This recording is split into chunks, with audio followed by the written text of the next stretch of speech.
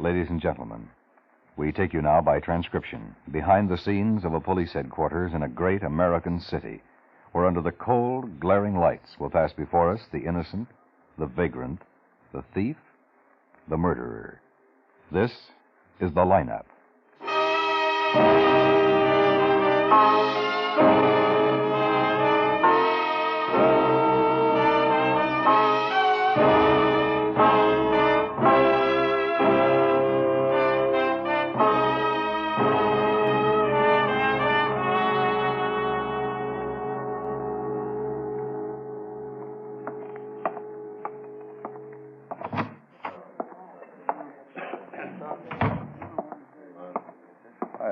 Hi, Klein. Hello, Miss Connolly. Sorry I'm late. Oh, that's perfectly all right. I just hope that I can be of some help. How's Mr. Matthews? We had him over for dinner this evening. The poor thing's just beside himself. He just can't understand Betty disappearing like this. You think something terrible's happened to her? We never know. Oh, dear. You think the salesman might have had something to do with it? There's always the possibility. Everybody we've talked to seems to be clear. Cleaning lady, Miss Murray, said she took Mrs. Matthews downtown at 9:30. You saw them leave. I waved to Betty as they backed out of the driveway. Maybe Betty had amnesia or something. Why, she wouldn't leave like this without a note. No, the hospitals are being checked. The only thing we can do is follow every possible lead. Let's get a seat while there's some left. Over there, okay? Yeah, sure. Here, Mr. Connolly. You go to the game Sunday? Yeah, I suppose. Those Rams are really improved. I'll say. You policeman football fans? Well, sure, we go whenever we can. May I have your attention, please? You people out there on the other side of the wire in the audience room, may I have your attention, please? Thank you. My name is Cogger, Sergeant Pete Cogger. I'll explain the lineup to you. Each of the suspects you will see will be numbered. I'll call off a number, their name and charge. If you have any questions or identifications, Where was Pete last please remember the number assigned Went to the fishing. prisoner as I call Wish his I'd have name. gone. If you're sure or not too sure of the suspect, have him held.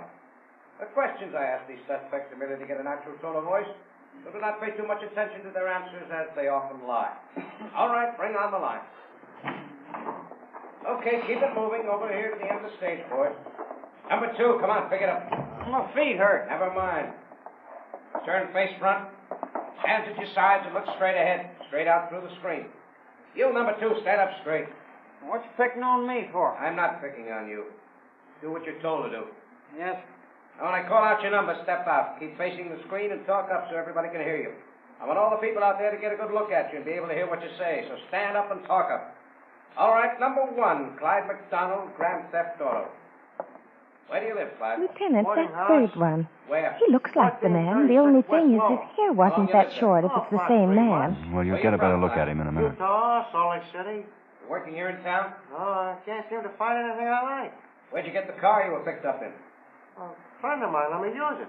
Oh. You know it was a stolen car? No, of course I didn't know it was stolen. You think I'd go for a ride in a hot car? Well, you did. Where's your friend that lent you the car? Well, I told you, I guess. You've been out there, haven't you? We were out there. No one's living there or has lived there by the name you gave us. That's funny. All I know is what I told you. That's where he told me he lived.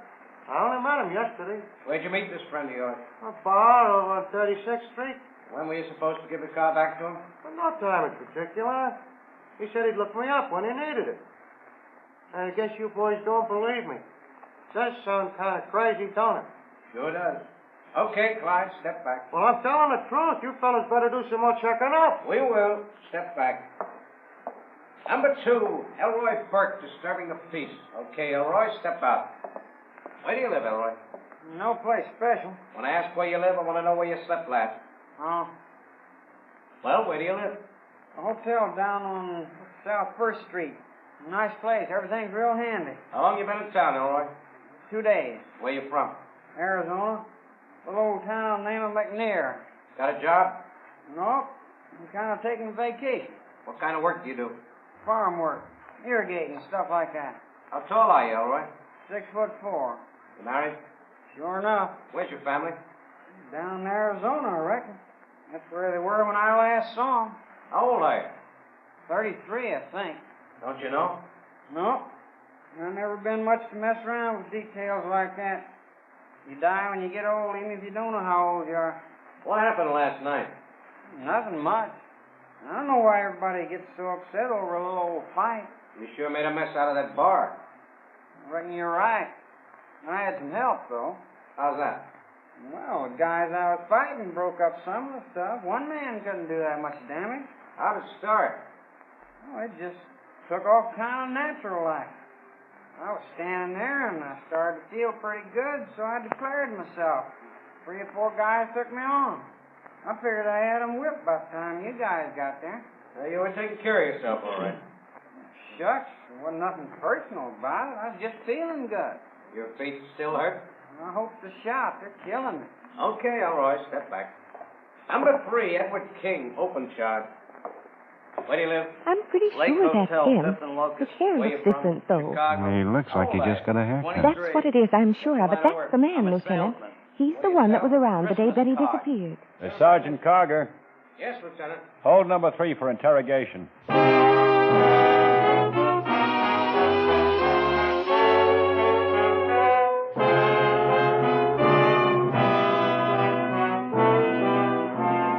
you work around Bellwood yesterday, King? Sure. Hey, what's this all about? Were you in the 500 block of Upton Road? 500 block? Yeah, I sold some cards to a Mrs. Roberts. Hey, what's going on here anyway? I haven't done anything. I got a license to sell in this place. Don't you read the papers? Not today, I haven't. Did you just get your hair cut? Yeah, about 4 this afternoon. Is it against the law to get your hair cut? No. You had quite a bit of money on you when you were picked up, didn't you? A little over $200. Where'd you get it? I just got a commission check this morning. Where'd you cash it? First Security and Trust, 5th and Logan. You can check with them. We will. You think I stole the money? Did you call on a Mrs. Matthews on Upton Road yesterday? Yeah, I don't know. I may have. I only find out the names of the ones that buy from me. She lived in a 2-story brick house, 500 block.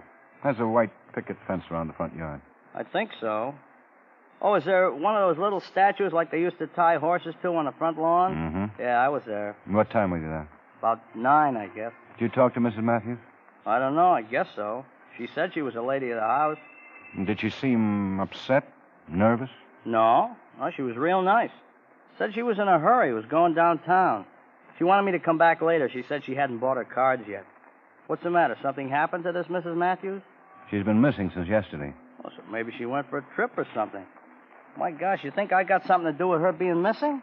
We're just checking. Believe me, Lieutenant, I haven't done anything. You'd better stay around town where we can get hold of you. Sure I will. I got nothing to run away for.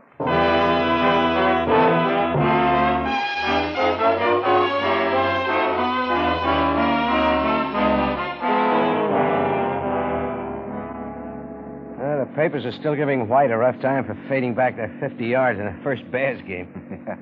Poor guy. He thought sure he could break away. Yeah. Remember when that guy ran the wrong way in the Rose Bowl game? Uh-huh. Yeah, he sure took a ribbing. What was his name? I used to know. What was it? I've been trying to think of it all day. Oh, nice district. Yeah. Oh, Nelson called. Looks like Edward King is in the clear. The company he works for gave him a clean bill, and they'd already sent him a commission check for $175. I think I'll start in selling Christmas cards. Maybe that's the way out for Asher, too. Oh, Lieutenant Guthrie. Hello, Miss Murray. You remember Sergeant Carger? Yes. Is Mr. Matthews home? Oh, he's in the den. He's been in there all morning. Who is it, Madeline? Lieutenant Guthrie and Sergeant Carger, they want to see you. Oh, good. Bring them back. This way.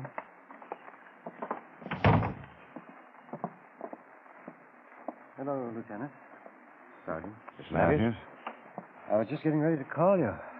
Any news? Nothing yet, Mr. Matthews. We wanted to ask you some more questions, if you don't mind. Oh? Sit down, gentlemen. Well, thank you. It won't take long, Mr. Matthews. We'd just like to go over some things with you. All right, Lieutenant. Were you and your wife happily married, Mr. Matthews? What's that? Did you have any serious differences? Well, no, nothing that you could call serious. The only disagreement we ever had was over our son, Charles. Betty would have spoiled him rotten if I hadn't put my foot down. Now, how old is Charles? Well, let's see. He's 33. He lives over on the other side of town. And Betty was always of the mind that we had plenty, so why shouldn't we buy things for Charles now, while we were alive, and could see him enjoy them? She always said he would get everything when we were gone anyway. Was your wife ever despondent? Why, no, she had no reason to be. We live comfortably. She keeps busy with her club work, and we usually get along together. She has no enemies that you know of? Oh, no, none. How long has Miss Murray worked for you? Oh, over 4 years. Well, I guess it's nearly 5. She comes and cleans 3 days a week. Monday, Wednesday, and Friday. She fixes dinner for us on those nights. And she and Mrs. Matthews get along? As far as I know, they did. You left the house about 7 o'clock Monday morning? That's right. Your wife seemed to be in good spirits? Mm-hmm. She was going downtown. If I'd been going to the office, I'd have taken her as I went in, but I had to go over to Longview. Betty said that she would have the housekeeper, Miss Murray, drive her down. And then she'd come on over to the office and ride home with me that night. And so I waited until nearly 8 o'clock that evening at the office, and, well, you know the rest. Do you know if she had much money with her? As a matter of fact, quite a bit. She was going to buy a dress, and Charles' wedding anniversary is next week, so she was going to get something for them. Mm-hmm. Do you have a gun in the house? Why, yes, I do. It's one Charles brought back from overseas. It's a Luger. He gave it to me. I don't know why I took it. I've always hated guns. I wrapped it in a cloth and put it away in the bottom desk drawer. Did your wife know where it was? Mm-hmm. She kept after me to give it back to Charles. She didn't like a gun in the house either. I see. You still have it, then? Mm-hmm. I guess so. Just a second. I know it's gone. This is where I put it, but it's not here.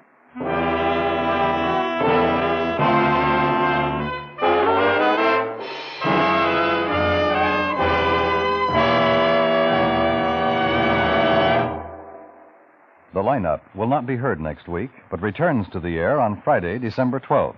Consult your papers on Friday, December 12th, for the new time of The Lineup.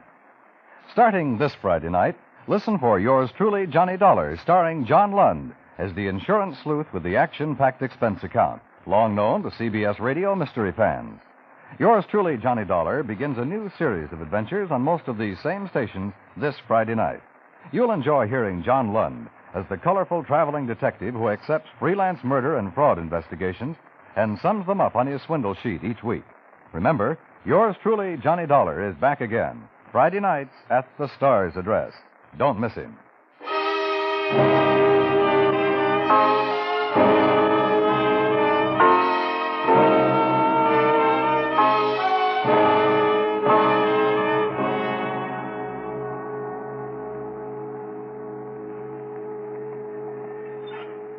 More coffee, Ben? No, thanks. Quine back? No, I don't think so.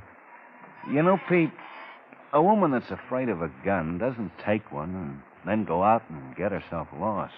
Well, Matthews may be lying. I don't think so. The cleaning lady? I doubt it. Hi, Ben. Pete? Hi. Hi, Quine. You get out to check on Mr. Matthews' son yet? Yeah, just got back. He's clean. Been in bed for 5 days with a broken ankle. Broke it playing touch football with the neighborhood kids. You meet his wife? Uh-huh. Both of them real nice people. Sure upset. His wife seems to think an awful lot of Mrs. Matthews. When did he last see his mother? Well, Sunday afternoon, both Mr. and Mrs. Matthews dropped by to see him. Talked to his mother Monday morning on the phone. She was going downtown. Miss Murray was taking her. Mrs. Matthews said she had something to talk to him about. Would see him later in the week. He have any idea what it was? No. She said she'd rather not talk about it over the phone, that it could wait. I'll get it, Ben. Remember the guy's name yet, Ben? What guy?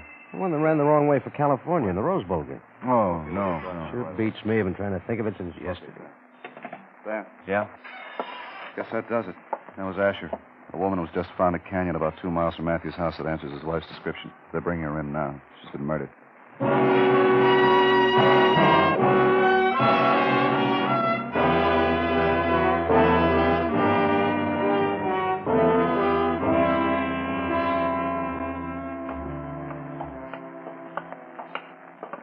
Hi, Ed. Hello, Lieutenant. Pete, Oh, yeah. they just brought her in. Doc wants another look when you're through. Are you coming right in? Yeah. Quine went out to get him. Should be here any minute.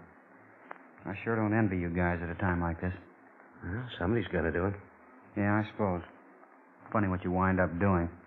I was going to be a fireman. That them? Yeah. Hello, Mr. Matthews. Hello, Lieutenant. Sergeant Quine told you? Yes, he did.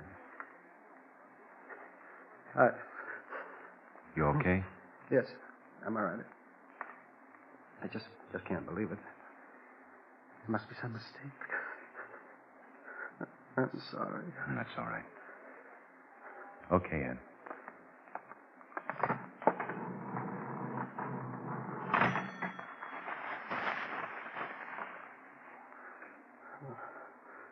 Oh, no. No. Betty. All right, Ed. Well, I've got to call Charles. I'm sorry, Mr. Matthews.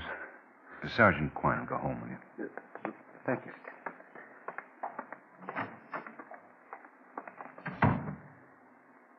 Poor guy. Yeah. Doggone it, I sure wish I'd have been a fireman.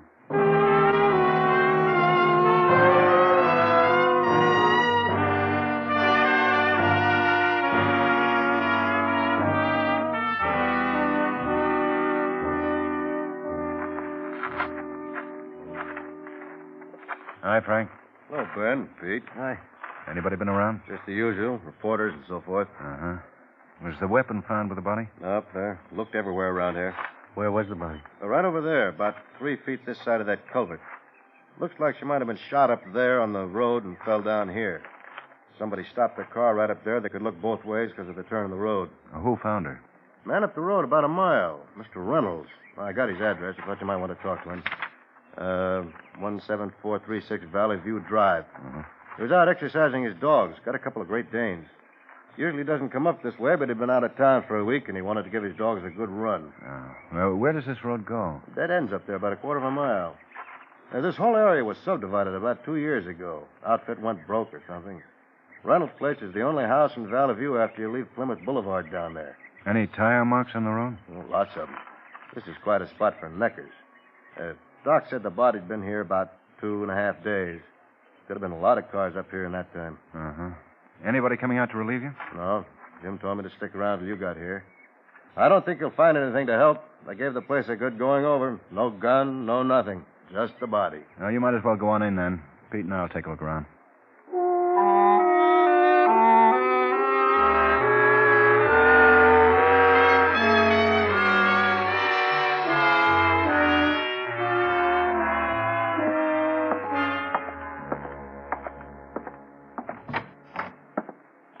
Hello, Ben. Doc? With you a second. Okay, Doc. Cigarette, Ben? Oh, thanks. Fancy. Called tips. Yeah, I thought I'd try 'em for a change. I lit the wrong end the other day. Enough to make you quit smoking. I can imagine. Is this what you're after, Ben? Hmm? Yeah. Mm-hmm. Anything new? No, nothing. Can't find the gun. Good I recovered the bullet. When you find the gun, it'll be a Luger. I thought it would be. No chance of it being suicide. None. What about personal effects? On the next page. Nothing but what she was wearing. Clothing, wristwatch, wedding rings, no purse. Sorry, I'm not much help, Ben. We know what happened about noon Monday. Weapon was a Luger. The Luger's missing from the Matthews house. Only 3, possibly 4 people could have known where the gun was. Wasn't stolen by a common house thief. Nothing else was missing. Charles the son is in the clear. Mr. Matthews is, too. Salesman is clean. May I use your phone, Doc? Sure.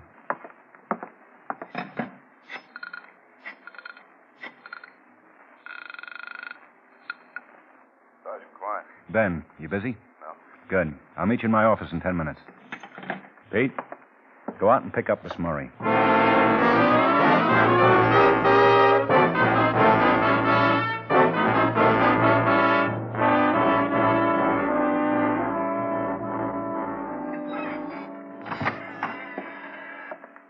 You get a stenographer? Yeah, I put him at my desk. Good. He'll be able to hear okay over the intercom. You stay out there. Pete will stay here in the office. Come in. Miss Murray, Lieutenant. Hello, Miss Murray. Sorry to bother you. Right here's fine. Okay, Quine. I know this will be dull and repetitious for you, Miss Murray, but we'd like to go over everything you've told us. Anything you may have left out, no matter how trivial you may think it is, please tell us. Well, I don't know how I can possibly be of any help to you. I've already told you all I know. Do you know Charles, Mr. and Mrs. Matthews' son? I should say I do. He's spoiled rotten. Missus gave him everything under the sun. Did he come over to their house much? Oh, a couple of times a week, I guess. He hadn't been over for nearly a week. Broke his ankle. Did Charles get along with his mother? I suppose so. Certainly should. All she did for him. They never had any words then? Not that I know of, but anybody that had everything given to him like he has, I wouldn't trust very far. Now, how about Mr. and Mrs. Matthews? Well, you mean them getting along? That's right. Oh, they seem to get along all right. Of course, when you're working for somebody, you never know. Could have been putting up a front. They have a lot of company. Mrs. did. She's always having her club, meet at their house for a canasta party, luncheon, or something. She's always busy with something social. What happened Monday morning? My goodness, do we have to go over that again? I've told you several times. Well, I'm sorry. Frankly, Miss Murray, we're stumped. We're trying to uncover any possible lead. Anything at all that happened, no matter what, might in some way help us. Well, all right. I take the bus over their house. I'm there 3 days a week, Monday, Wednesday, and Friday. Mm-hmm. I got there Monday morning about 8:30. Mr. Matthews had left for work by the time I got there. He usually don't leave till about 9, but the missus said he had to go over to Longview to see about a contract he had over there, and he left early. Now, they may have had a fight before I got there, and that's why he left early. I don't know. Did Mrs. Matthews say anything to indicate there'd been any trouble between them that morning? No.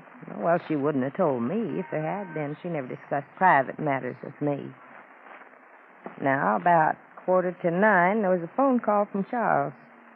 They talked about 10 minutes, and the missus was on her way upstairs when the front doorbell rang. Mm-hmm. She hollered to me in the kitchen and told me she'd answer it. I don't know who it was at the door. Probably a salesman. And she didn't talk long at the door, because shortly after, I heard her go on upstairs. When did she tell you she wanted to go downtown? Oh, I forgot. Just as soon as I got there. She wanted to go and buy Charles and his wife an anniversary present. She was planning on coming home with Mr. Matthews, and I was to have dinner ready about 6:30. What time did you leave the house? Well, it must have been around 9:30. What route did you take downtown? Well, we went straight down Pacific Boulevard. Uh-huh.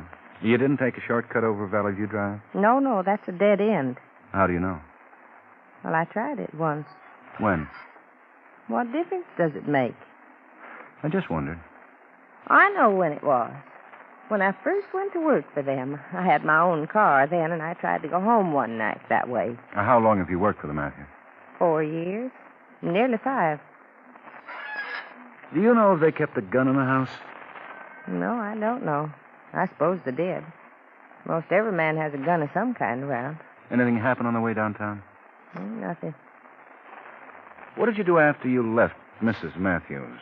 I went on back to their house. I had a lot of work to do. What kind of a car did you own, Miss Murray? Oh, it was an old thing. 1937 Ford. What on earth is that to do with what happened? Do you have a driver's license? Well, of course I do. Could I see it, please? I suppose so. What are you trying to do? You think I did something to Mrs. Matthews? Here. Thank you. Did you have a license to drive your car? Of course. That's a renewal license you have there. I know. This shows your original license was issued in 1949. That's only 3 years ago. What year did you say you sold your car? Now, I didn't say. What possible good can all this do? This whole thing has upset me so. If you think for 1 minute that I had anything to... I'm not accusing you of anything. We only want your help. Well, I don't know what more help I can be.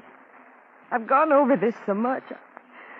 I don't know what I'm saying anymore. You say you tried to take a shortcut over Valley View Drive when you first went to work for the Matthews? Yes, I just told you that. That was nearly 5 years ago. Of course. 5 years ago, there wasn't any subdivision in that area. There wasn't any such place as Valley View Drive.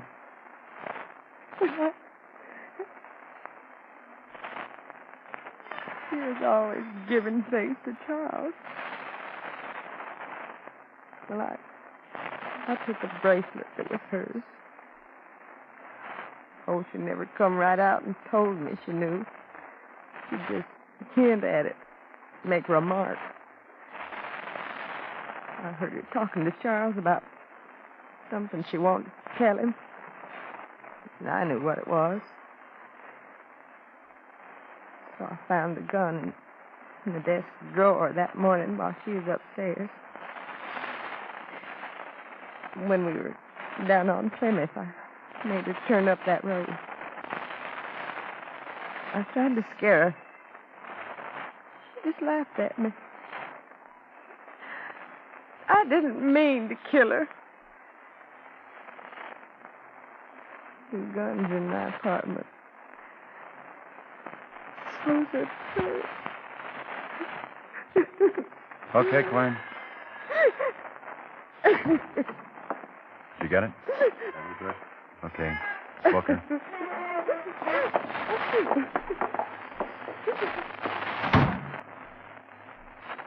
Roy Riggles. What? The guy that ran the wrong way in the Rose Bowl. Roy Riggles, that's his name. Oh, yeah.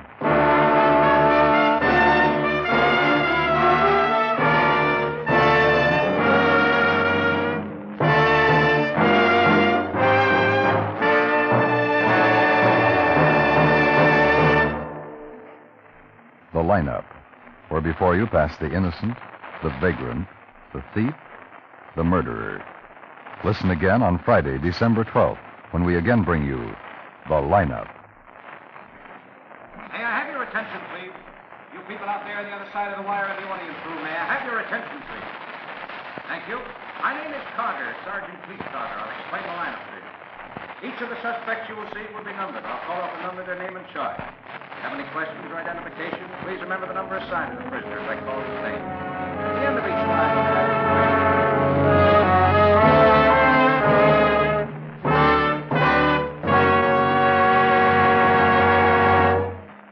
The Lineup, starring Bill Johnstone as Lieutenant Ben Guthrie, with Jack Moyles as Sergeant Pete Carger, was written by David M. Light, with music composed and conducted by Eddie Dunstetter. Featured in tonight's cast were Hy Averback, Virginia Gregg, Sam Edwards, Clayton Post, Harry Lang, Jerry Hausner, and Howard McNear. The Lineup is transcribed in Hollywood by Jaime Del Valle.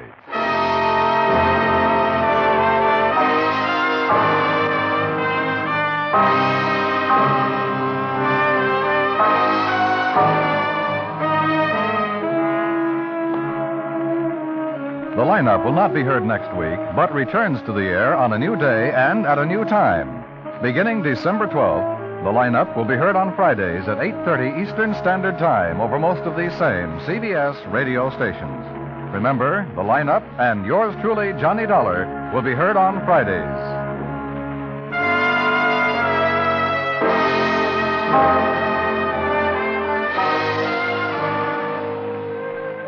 Dan Coverly speaking. And remember, you meet comedy when you meet Millie, starring Audrey Totter, Thursday nights on the CBS Radio Network.